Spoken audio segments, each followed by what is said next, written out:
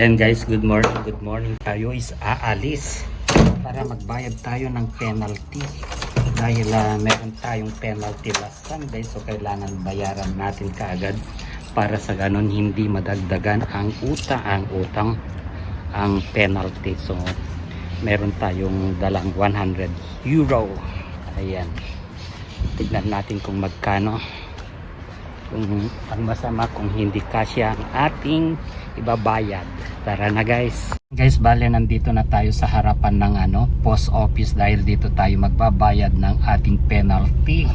Last Sunday, tignan natin kung magkano ang ating babayaran. Pero government property yan, post office yan guys.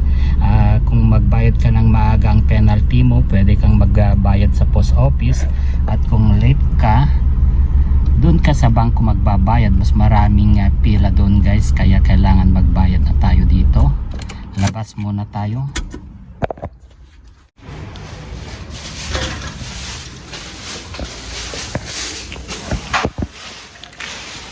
Good morning. I want to pay my penalty.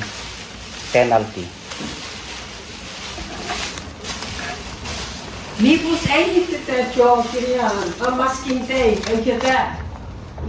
Okay, bu anladım biraz. Bunun neydi to?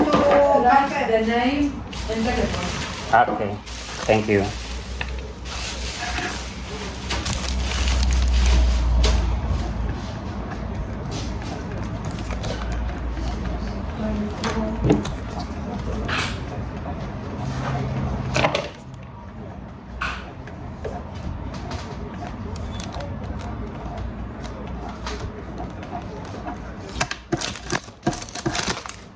This one please.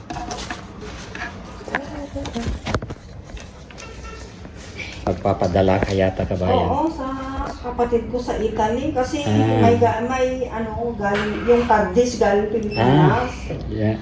Ilocos ka kung ganon. Ilocos Tama.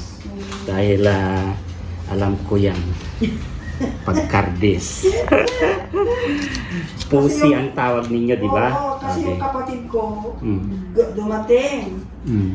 Dito sa Athens, tapos yun, nagpadala yung parent, yung nanay ko para sa kanya sa sa Italy. Dati siya sa Italy or dito siya nakabase? Dito siya noon, pero 2016 pumunta siya sa Italy. Saan ang trabaho mo dito? Diyan, doon sa Pelute. Wala bang post office dyan? Ewan ko kasi yung mga bata hinatid ko sa eskwelahan. Kasi yung amo kong babae wala. So, tumaan ako dito. Ako rin. Dumaan ako dito para magbayad ng penalty ko sa sasakyan. Nahuli ka? Oo. Jadi, discolor kila naggalap. Kung natuburo to techo. Які поліси? Ay polisi. Bus natuburo to ra. Вікторія, ну що, авто які додано? Bus kito video. Oishi. Авто May чи sabi ng tani. Wala nang laman yata yung isa. Ligo. So ayan guys, tapos na tayong nakapagbayad ng penalty natin. Di ba? Ayan ang aking penalty last Sunday. Sayang ang perang binayad, hindi natin nakain.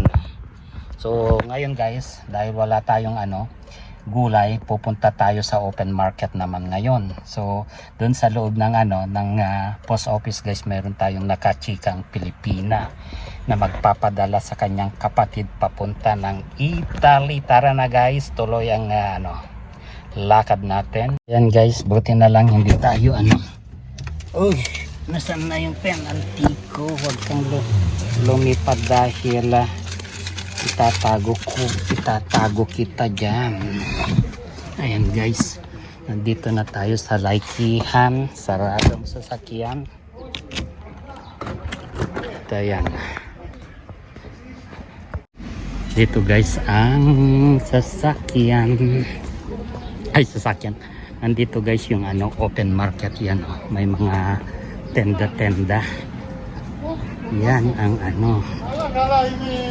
sasakyan, bilihan ng mga open. Tarara. Ito na guys yung aking napalengke sa open market, o diba? Ano na tayo, saglit lang tayo, wala pang 10 minutes para mag-grocery.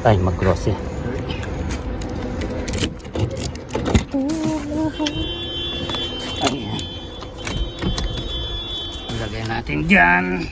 Nakabili tayo ng ampalaya, pruta, ayan, bili. Ready na tayong umuwi. Tapos na ang ating palengke.